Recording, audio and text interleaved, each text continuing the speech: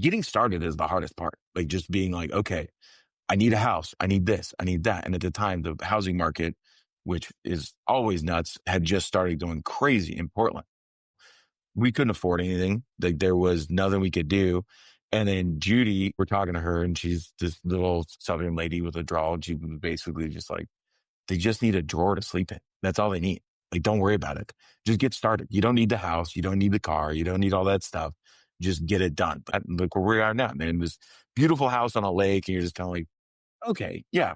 Whether you have the beautiful house on a lake or not, you have the kids. And that's the most important part. They're not going to know the difference between a queen size bed and that drawer, but they'll know that you got parents that love them and you're spending time with them. Welcome back to the Bringing Up Business podcast, where we talk about business and parenting. Whether you have an idea for a business, you already have a business and you're planning your family, or you want to upgrade your existing business and family situation, our goal is to empower you with strategies and confidence. If this is your first time here, thanks for joining us. I am your host, Kayla Sachet, owner of marketing and creative agency called Umari Digital. Umari Digital specializes in websites, email marketing, and branding to help small businesses establish themselves and grow. I am also a mom of a toddler he's so cool. Today, I took him to the dentist, and he was actually down with the dentist brushing his teeth. Like, it was such a proud mama moment, and it was extra sweet because his dentist is also my cousin. So it was overall a really pleasant visit, which I'll tell you was a huge 180 from his very first visit. That was like trying to battle a honey badger. So very excited about today. And I share all this because not only am I a proud mom of my kid, but also I want to note how much things can change in such a short amount of time. It's a great reminder that when parenting feels hard or even business feels hard, there is a light at the end of the tunnel. It's all temporary. Anyway, switching gears, I'd like to introduce today's guest, Joe Broders. Joe is a founding member and partner at Workaday Design. Workaday is a full-service architecture and interior studio based in the Pacific Northwest. At work, Joe manages the studio, along with 3 other founding members. Meanwhile, at home, he is proud to call himself dad of 5 children, ranging from ages 3 to 10 years old. Joe, I'm so glad you could join me today, and welcome to the show. Thank you so much. Yeah, happy to be here. Yeah, I've been excited to chat. So first, let's talk about your parenting and entrepreneurial journey. Which came first for you, having a kid or starting your own firm? Having a kid came first. Yeah.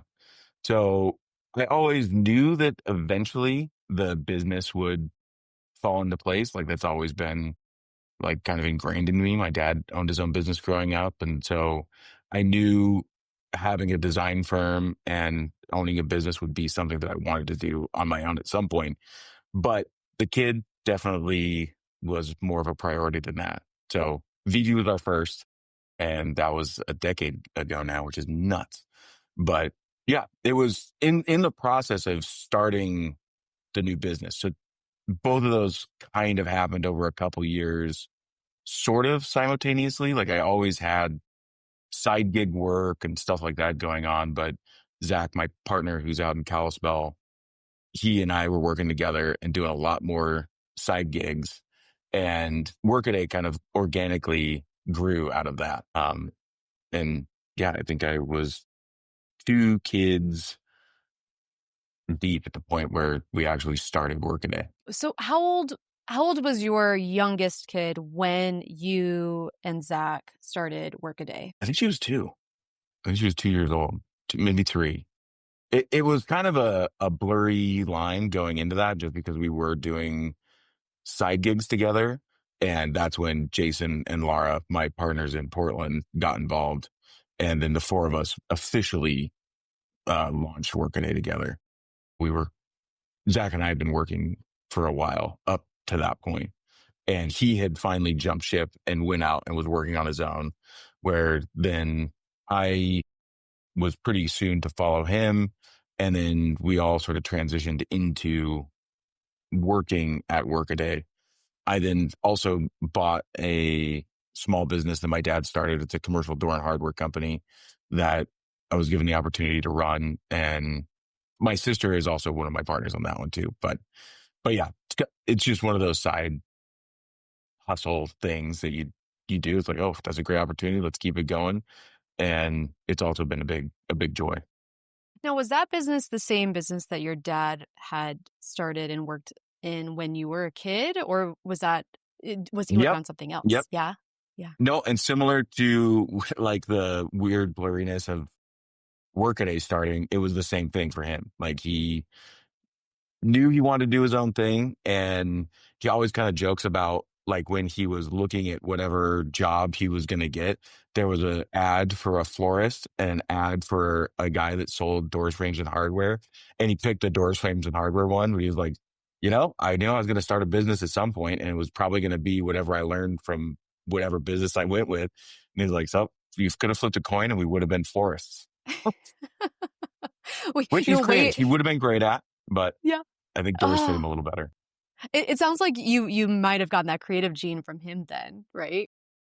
Yeah, yeah, he loves to draw and he's a pretty creative guy. And so yeah, yeah, it's in there on his side, I think, somewhere. Yeah, yeah, that must have been really cool to watch your dad do his own thing and have his own business, and then eventually you get the opportunity with your sister to take over that business. That's that must feel really cool. Like there's like a little bit of a legacy there, or maybe not. Correct me if I'm wrong. Yeah, no, it's great. Yeah, I mean, that's the whole reason, really. I mean, Yeah. on the architecture side, that is my passion. I love design. I love architecture, and it's something I'm going to do until the day I die.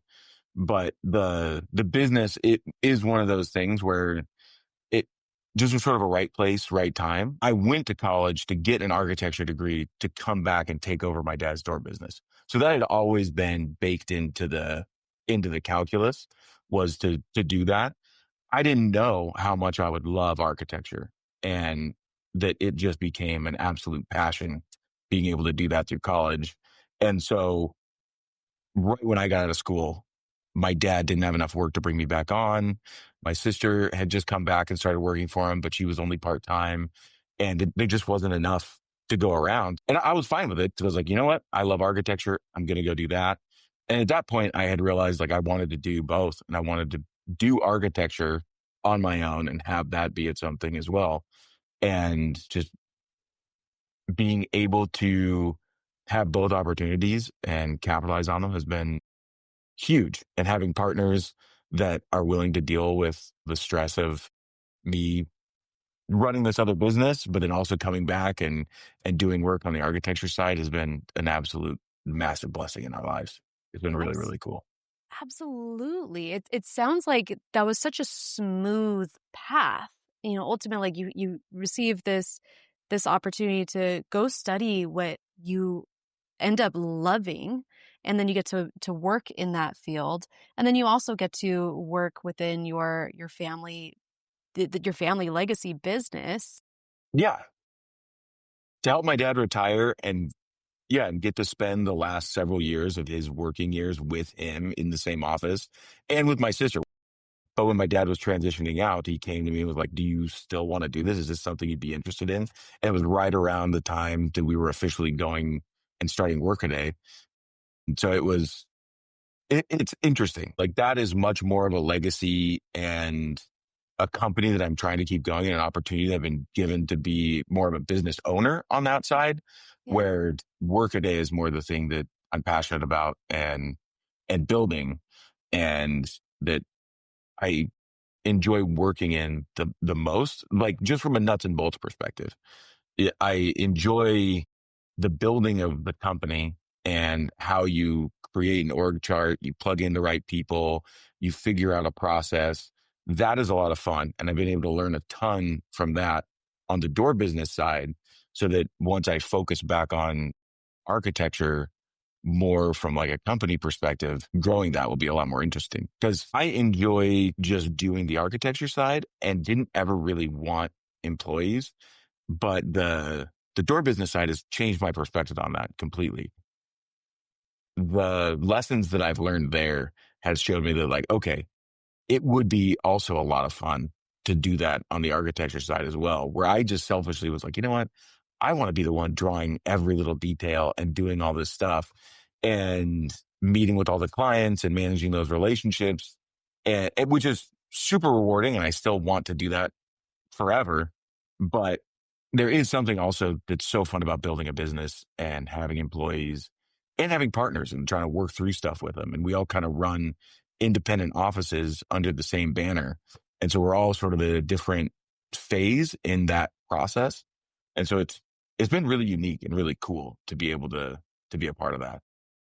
It is interesting. So how many offices do you have currently? So there's technically three offices. There's Kalispell, and in Kalispell we have two employees that work under Zach. And then we have Jason and Laura in a little storefront in Portland where they run a shop called Day Goods. That the front of the business is just a little shop that they rotate through bespoke housewares and art that's really cool and local to the Portland area. And then they have their offices in the back. And then I run my office here in Vancouver, Washington, where I do my architecture and the door business in the same office currently. And we're in a cool storefront space now where eventually I'm going to totally remodel it and have it be sort of a tandem workspace. But right now it's a little bit Spartan. How fun. So, do the four of you as partners have say in each other's offices and how that all works, or how do you manage the upper levels of business together? Like, what does that look like? We do have some say, but more from like a consulting standpoint of like, yeah, I think that's a good idea, or I don't think that's a good idea. The way we have it structured is so that the offices kind of run independently from like a financial perspective. Like we have some shared costs in terms of like our programming and our servers and things like that, but any overhead that we incur is is our own burden, if that makes sense. And we run our own projects. And so in running your own project, it is more sort of a project-based accounting where you're you're independently bringing in a revenue stream that's tied directly to then what you're going to be producing and doing. We do have a little bit of crossover with our employees out in Kalispell, where if you're managing a project and they're working on it, then we have sort of like a profit sharing built into that. Um, but but yeah, it's actually worked out really well. Um, and we all have unique talents within our group, and so being able to share in that and doing design shreds together. We meet every week on Monday mornings and talk through what we're doing and what projects we're working on and what direction we're going. And yeah, it's sounds probably a little weird because it is a business that we're thinking about constantly, but it has been really easy so far. I mean, maybe I'm the only one that feels that way. Like there is obviously stress and growth and everything else built into it, but in terms of like how bad a partnership could go, Mm. like we all came in with sort of a similar understanding of this is a fluid thing that we're doing together. And we stayed really true to that. And then we also are set up so that we bring in people. One of the big ethos of our company when we started it was that we wanted to be a platform to help others start their own businesses. And so one of our employees was kind of a, like we were working with her on contract and trying to be a platform where she could get enough work where we're, giving her what we could partner with her on, and we couldn't get to ourselves, but we had made a commitment to take this stuff on in the event that, hey, you could go and do your own company and start your own thing. And here's the blueprint to do it. And she just came to us one day and was like, I think I'd rather just be your employee. And so then that was a big moment for us because then we all had to be like, well, that really wasn't in the cards, but do we want to structure it that way? Like, how does that look? And so there's push and pull and like a lot of meetings to figure out what that looks like. And we've had other people that have come to us and wanted to be like an official part of it. And we've had to say it's just not the right fit. And we think you're really, really great to work with, but we want you to be on your own and we want you to be out there as your own entity. And this isn't meant to be 100-person firm or a 50-person firm. This is a different thing. We fall into like this weird little niche of we're not necessarily trying to become this massive multi-state conglomerate, but we do have a big presence, a large footprint over the Northwest and even into the Rockies that we've been able to work all over the place. Has been really cool because we have a really interesting network of people that we work with. There's a studio called Peak LLC that runs very similarly, where they have offices in Montana, Oregon, and Washington. And I met with them quite a bit when we were thinking about starting Workaday, about how they were structured, how their go to business strategy was, what their marketing strategy was like. And so we followed their blueprint quite a bit, and they were really excited that somebody was interested in their business model. And it's worked out so far. It sounds like it. And it was brilliant to look to other businesses in this case, Peak LLC, and say, okay, we like what they're doing. How are they doing it? And diving into the nitty-gritty of their business model and their whole structure. That was brilliant because at the end of the day, success leaves clues, right? We do have the ability to learn from others and how they are succeeding as long as we are willing to ask and put ourselves out there and get that mentorship. Well, if there's one talent I have, it's being able to put my foot in my mouth and ask some very dumb questions. So that, I just don't have much of a filter when it comes to that. I mean, my wife's family is from Fort Benton, Montana, and one of those partners is in Fort Benton. But I had been following these guys from afar. I first learned of them because one of the guys from Bend, Oregon had come and been an adjunct professor for a design studio while I was in college. And I loved their work, thought they were doing really cool stuff, then got into their business structure and was like, wow, this is really interesting and cool the way they have this structured. And so one of the guys was in Fort Benton. My wife and I had just, I think she was pregnant with Vivi at the time. I get to town. Everyone that finds out I'm an architect is like, oh, have you met Keith? He's the one that built that weird house down in town. I'm like, oh, yeah, there's like a cool modern house down there. No, I haven't met him. And then it comes out that he's one of the partners of Peak. One of the people at the coffee shop in town gave me his number and I texted him. I was like, hey, Keith, would you mind if I took you to breakfast and just picked your brain for one of the days this week? And he's like, oh, yeah, I'd love to.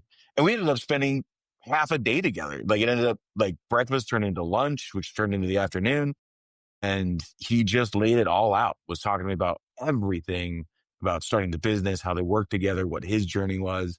And then he's been a great mentor and somebody that I've been able to poke several times since to just say, hey, how did you navigate this? What does this look like? How do you guys handle these types of contracts? So yeah, he's been an awesome resource, but That is just so cool.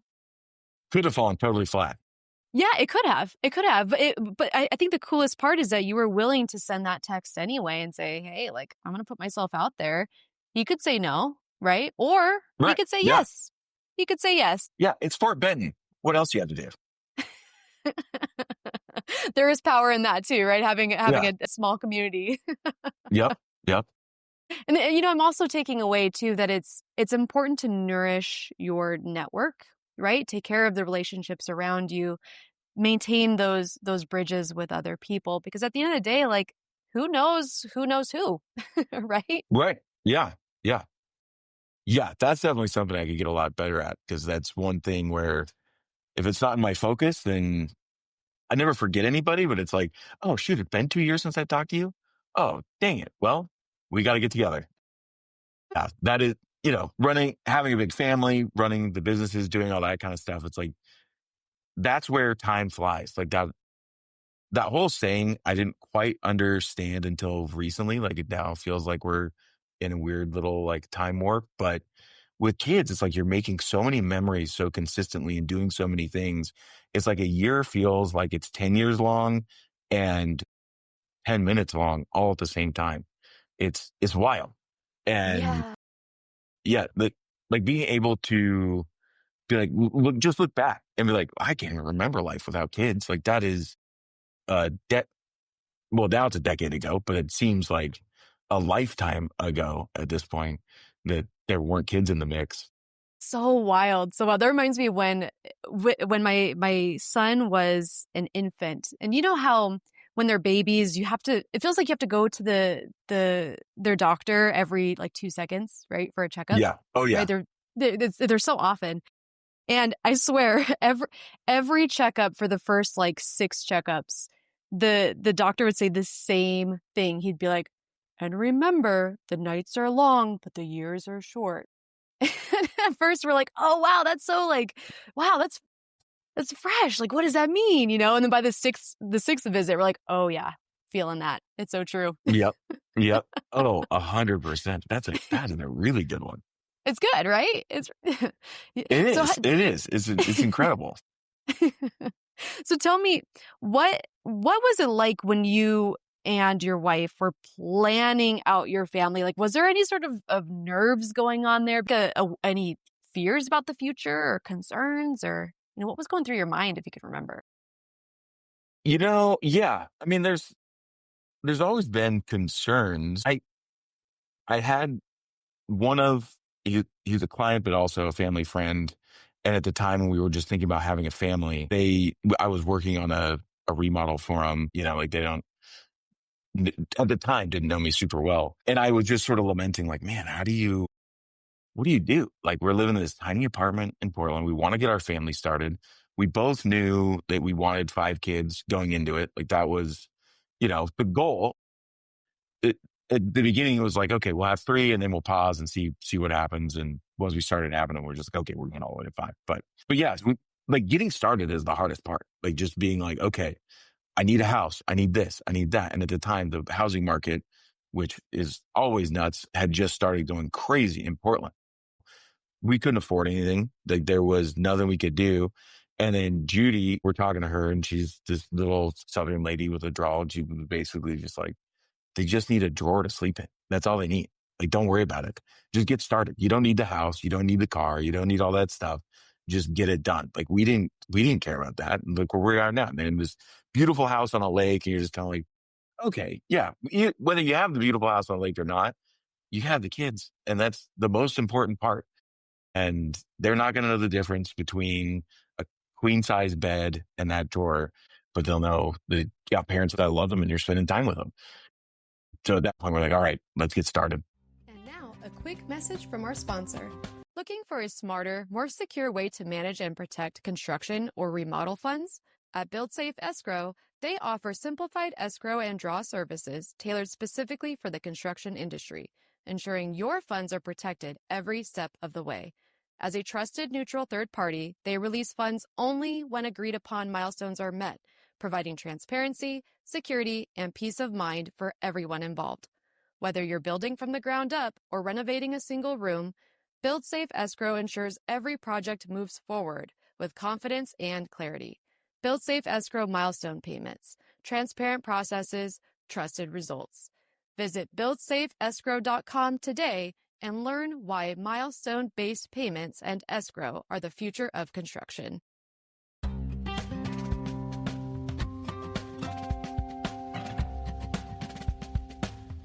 Thank you for staying with us, and back to the show. We really were like, okay, do we start after we start the business? Do we go on like an adventure for a couple years, like move somewhere together that we've always wanted to go? Or like, what are our priorities? Like, what are we going to do?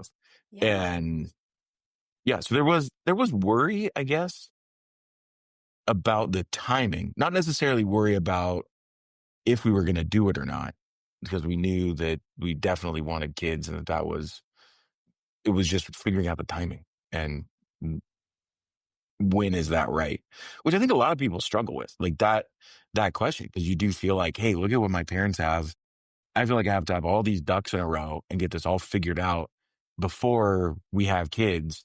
And at that point, the years are going fast too. Like you don't realize it, but you're just not making those memories. And my 20s went way faster than my 30s with having kids. It Same. was, yeah, looking back at that, it's like, oh man, I should have started way sooner. Mm-hmm. Like I feel like I retroactively missed out on so much, but it's like, no, it all happened in the right timing. We're good. Like it, I don't know. It sounds like there was a bit of faith leaning into that, just like faith, like it's gonna work out.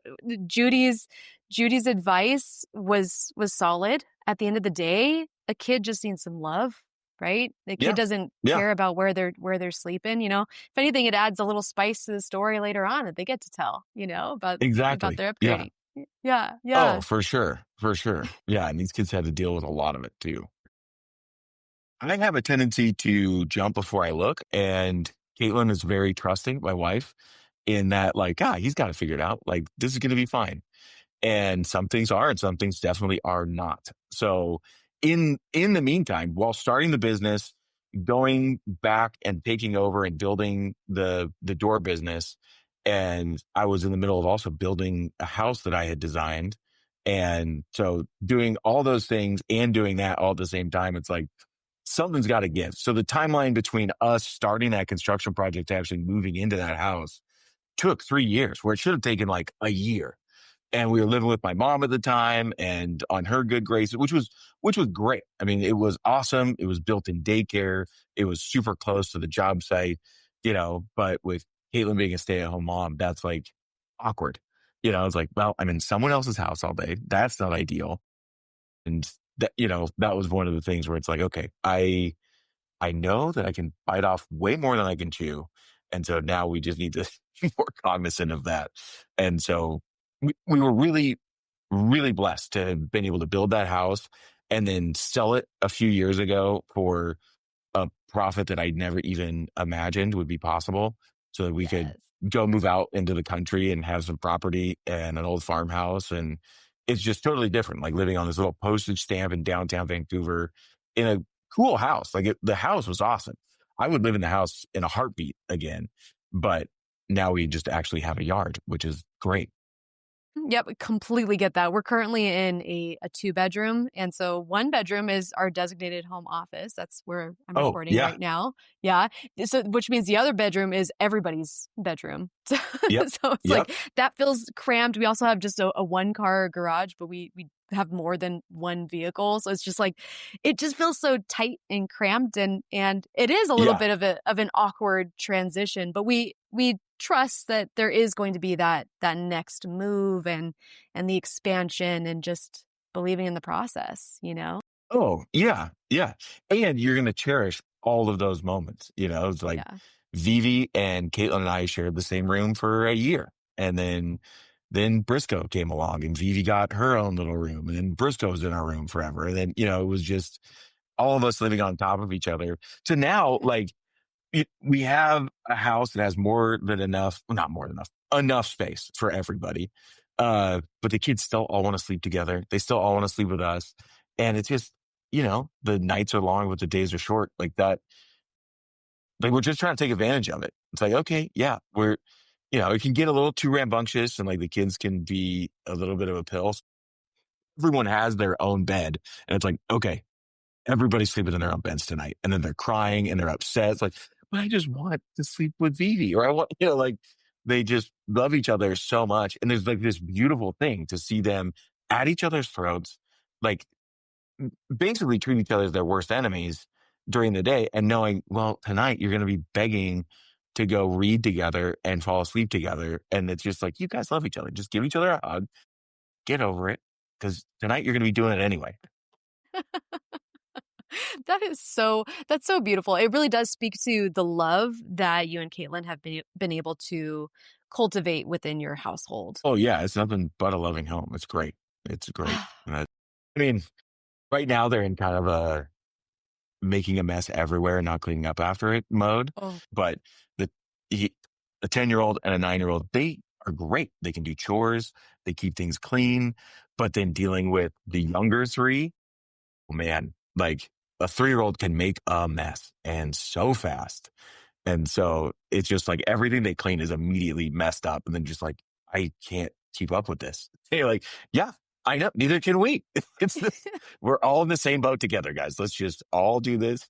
Everybody, let's go clean up and make it so we can go camping this weekend or go do something fun. But I do feel like we've been cleaning up more messes than ever. just like, just be like, okay, we want a clean house. That may not be a reality that we get for another few years. oh my gosh, that is like poking at one of my discomforts. Like I like orderliness. It helps my brain feel calm. And I'm sure that's like a normal human thing, but it's especially true for me. And so, yeah, when I see my 2.5-year-old start to make his messes, which they really do happen so fast, like Oh, so how fast.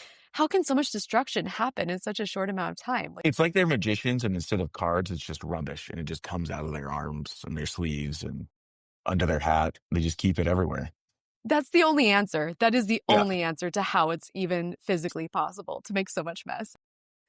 And so Yeah. I'm like grappling with like, okay, do I teach him how to clean up this stuff? Which obviously, like, yes, he does need to learn that. And also, at what point do I just let it go and let it be messy Right. for a bit? Like, how do I Yeah. how do I balance this?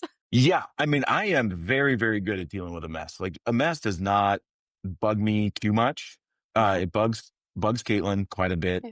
Yeah. And it's funny to see the kids that it bugs. Like you know, they want order and they want neatness. And with Cooper and Peter, my youngest two boys, like 5 and 3, those dudes are just human wrecking balls. Like they just absolutely destroy everything in their wake.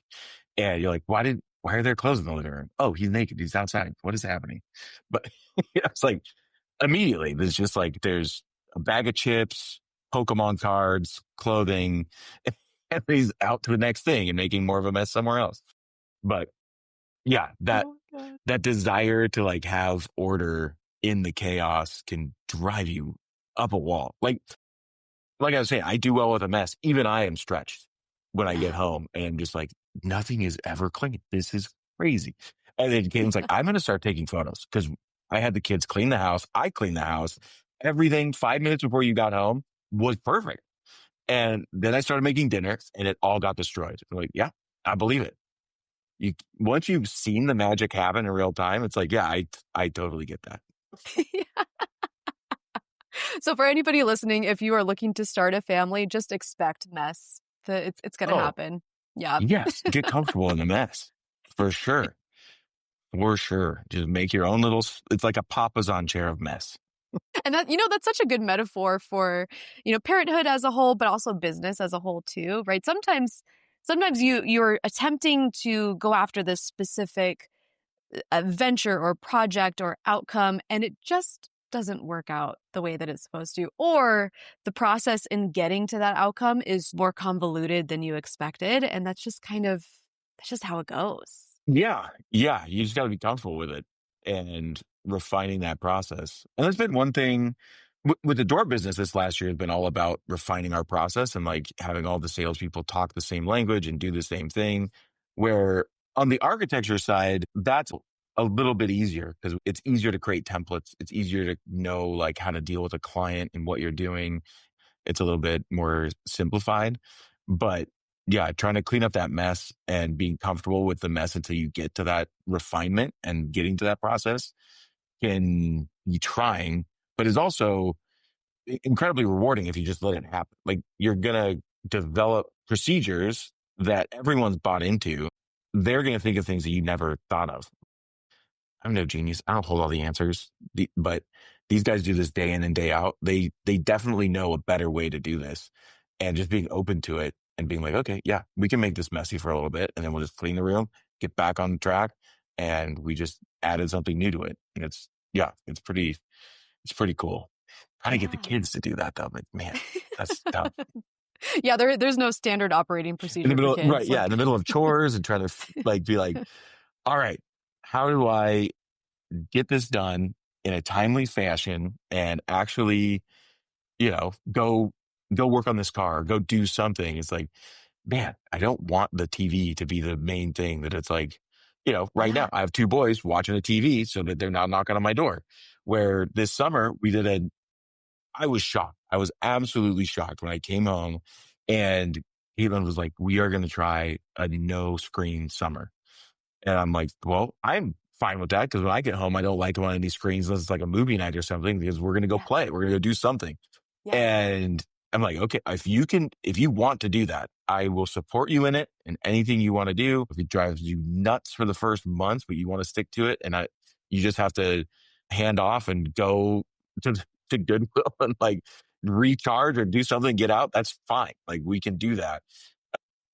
But yeah, it ended up going so well. Like there was 3 weeks of it being super dicey, but then the older kids that know how to read were reading to the younger kids. They were playing outside a lot more. We had a Lego renaissance in our house of everybody. We were to the point, we have so many Legos. Do we just give these to someone else and donate? The kids don't ever play with them. And it's like, that's all they want to do now is draw, play with Legos, be outside building stuff. It was really, really cool to see. And their moods just all stabilized. It was easier to get them to go to bed. They were way more compliant when it came to like doing chores or helping clean up and a lot. And, there was some gnashing of teeth for sure, but it wasn't all like rainbows and sparkles, but it was way better than I thought it was going to be. So now we're trying to go into the school year and maintain it. And it's like, we've already failed so many times. It's like the TV is the crutch. It's a great crutch. It definitely does help with getting certain tasks done where like you don't want a kid pulling at your pants trying to like, take you into the other room and go hang out and play. Like you got to get the task done. Like for Right. me, my Yeah. kid will Yeah. not let me do dishes. He just won't. He refuses. It's like, Nope. okay, well, It Miss sounds like he needs to Rachel, learn how to do dishes then. that's what I'm saying. That's what I'm saying. I'm like, kid, get it together. It is time. You're old enough. You've got the Figure motor out a skills. process in which he could help and be a part of it.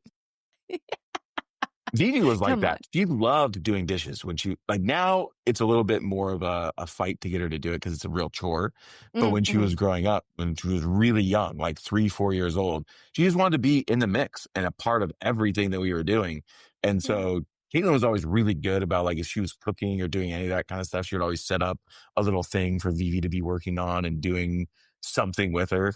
And it was just so sweet to watch. And our girls, we have 2 girls and 3 boys. With the girls, they were really good at that. They have patience and they're calm, and the boys are nuts. They just seek destruction. And I don't think they mean to, but then that becomes the funnest end goal is, Yeah. okay, I've played with this flour and sugar for a while. Now how much of it can I get all over the house? Can I cover a couch? We'll see. I bet I can. My kid is the exact same way. He's like, I used to call him Honey Badger because he was just so like, he was so gnarly. Like he wants to break Yeah. everything and be as loud about it as possible. Like there is no vacuum for that kid. Like he just has to put it out there. Well, you said he's 3, right? He's about to be 3. That's when they begin, like they want to destroy everything, but they also have no self-preservation at all. And so it's like jumping off of the highest point they can get to, like off the dining room table. My 3-year-old is currently, I'm sure not right now, but he might be because I'm not in there. But that's his thing now. It's like, Dad, watch me jump off of this. And he just finds the tallest thing and goes and jumps off it. And he usually beats you to the top of it before you can get to him and tell him it's a bad idea. And so it's luckily we have not had to go to the emergency room for him, but all the boys hit this point where it's just like, and now I'm going to try to kill myself. You're just like, dude, no, you can't. Like that, the back of the couch is not a toy. Like you can't jump off of that. The I floor can is so hard. picture it. I can so picture it. It's And he's like crazy. looking you dead in your eye as he's doing it too. Like, Oh, yeah, we've got those yeah. little Strider bikes and they dug a hole Yeah. in the backyard. And him and Cooper, the 5-year-old and the 3-year-old, dug this hole. And I get home and I'm like, guys, what is this? And they're on their little bikes and they're like, oh, we built a bike jump. They're like, that's a hole. That's not a bike jump. And it's big enough they can fit their front tire. And this thing's like a good Oh no. 8 to 10 inches deep and like Oh no. in circumference, maybe 18 inches. Like it's a decent hole. Yeah. And so I'm like, okay, show me what you can do. And so Peter on his little Strider bike just gets as much speed as he can, dumps the front end into it and just endos straight over his handlebars into the dirt and gets up and is like, looks back at it like, I don't know. It was supposed to be a jump. I don't know how I fell off my bike. That wasn't supposed to happen. So then he gets up, picks up his bike. And if you saw any other kid do it, they'd be like tears saying, but he's banged up, but willing to try again. And so then he goes to the other side and it's like headed towards like this little deck gazebo thing we have. And I have to stop him like, no, you can't go this way because you're going to do the exact same thing. You're going to fly 4 feet off your bike and onto pavement or a column or something. You're going to hit into structure. And he's just like, nah, it didn't work the other way. I just hit it wrong. Like, I just have to hit it again. Thank God Cooper had the wherewithal to see him do that the first time and go, yeah, this is not a jump. We dug a hole. We miscalculated something there. Exactly. Look, I know when you built those bike jumps, we saw you digging a lot, but you built a jump. And so now, yeah, he quickly realized as Peter was going through the air that, yeah, we've made a mistake. The plan is off. The plan is off, The guys. plan's We way can't do off. this. Yeah. Yep. I'm crying. Oh my God, that's so funny. Joe, this was way too much fun. Thank you so much for sharing all of your gems with us and your hilarious stories. Where can people find you if they have questions about Workaday or the restoration business or just in general? Workaday Design, workadaydesign.com is our website. Instagram is usually the best way to get a hold of us. Just Workaday Design. That's it. I saw it earlier today and it is so pretty. There are so many pretty things. Thank you. Yeah. Yeah. We just try to make beautiful stuff. That's it. You're nailing it. I appreciate that. It's a labor of love. I can tell. I can absolutely tell you're passionate. And yeah, everybody, please check out their Instagram. Beautiful. If you have any questions for Joe, you know where to find him. And yeah, over and out. Thank you, Joe, for your time. Thank you so much. We'll talk to you soon. Bye. Thank you for joining us on Bringing Up Business. If you could, please take a moment to subscribe to and rate the podcast on Apple, Spotify, or wherever you get your podcasts. You can follow us on Instagram at bub.podcast. That's BUB.podcast. Finally, we'd love to get your feedback. If you have a comment or a guest idea, please let us know on our website, bringingupbusiness.com. Until next time, thanks for joining us. Say bye-bye. Bye-bye. Say bye-bye. See you later. Bye-bye. See you later.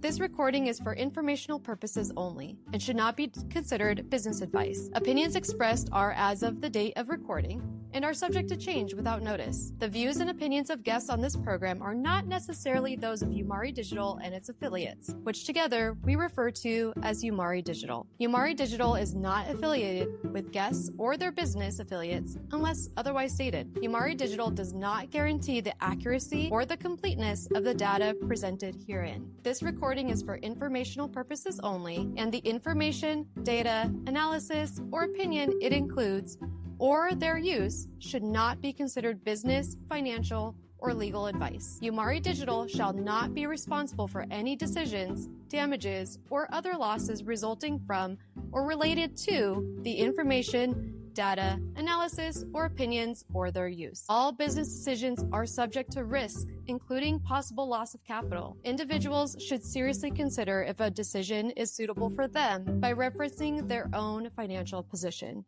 Thank you.